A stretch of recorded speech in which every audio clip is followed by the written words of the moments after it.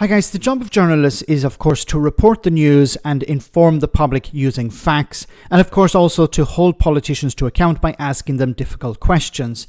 Now, Trevor Philips, who's supposed to be a journalist, was interviewing Wes Streeting, the Health Secretary, on the issue of immigration. And have a listen to the language that Trevor was using here. You put forward a policy, this one in, one out. It's a small pilot, but it was going to be a deterrent. It was going to stop people. Now, look what has actually happened. Since it started, 5th of August, 11,518 people came across in boats. You have returned 42. And we have given the French, proportionately in that period, £34 million. Now, not only, and by the way, we've added 100 million for this specific policy, but let's leave aside the 100 million.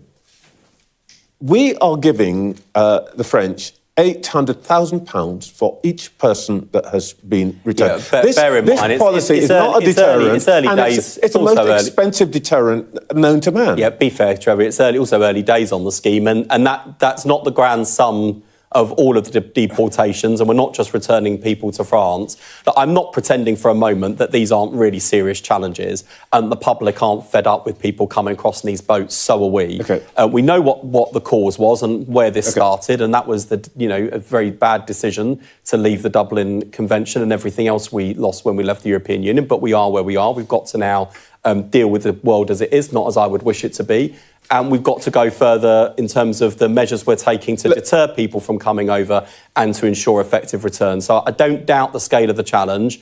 And I don't doubt the scale of the public anger. We've got to give these schemes and initiatives time to bed in and work. I completely appreciate your honesty and your frankness and so on. We have these conversations a lot. But let me put this to it. I asked the immigration ministers who have come in here how many illegals there are in this country. They don't know. The Americans can tell you, by the way. They've just issued a new bulletin.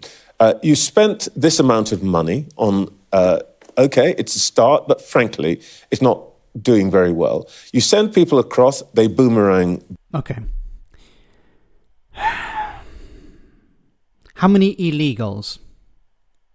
Not illegal migrants. We've moved away from illegal migrants. We're just using the term illegals now. This is in the context of small boat crossings.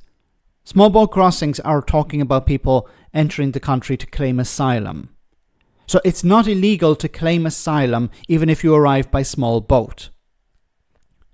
So why is Trevor Philips, a journalist, using the term illegals? Now, Wes Streeting should have pushed back and said, why are you calling these people illegal or illegals?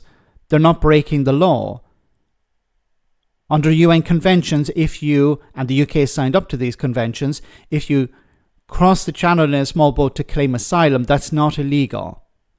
If you're talking about undocumented migrants, we're talking about people, and I keep saying this, people who have overstayed their visa or have not respected the conditions of that visa. Now, if these people are undocumented, it's very difficult to have a figure on how many there are, because obviously they're not part of the system anymore.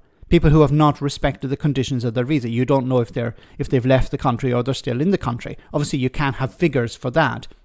You can make an estimate, you can guess, but we're not talking about those people. We're talking about asylum seekers. And once again, you have a journalist using the wrong terminology. This is important because what they're trying to do, it seems, is convince people that it's actually illegal to be an asylum seeker, which is completely untrue.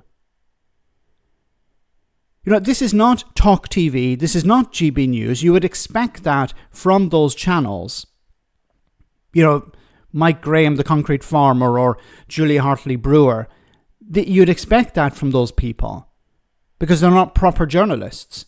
But Trevor Philips is supposed to be a journalist. He's a senior person at Sky News. If it was somebody very junior at Sky News, you could sort of dismiss it as somebody who's wet behind the ears, somebody who's just started, an intern maybe. But he's a senior journalist at Sky News, and he's using the term illegals. Once again, not even illegal migrants, which is completely wrong, but illegals, a sort of American term. This is the sort of language you hear from Republicans in America.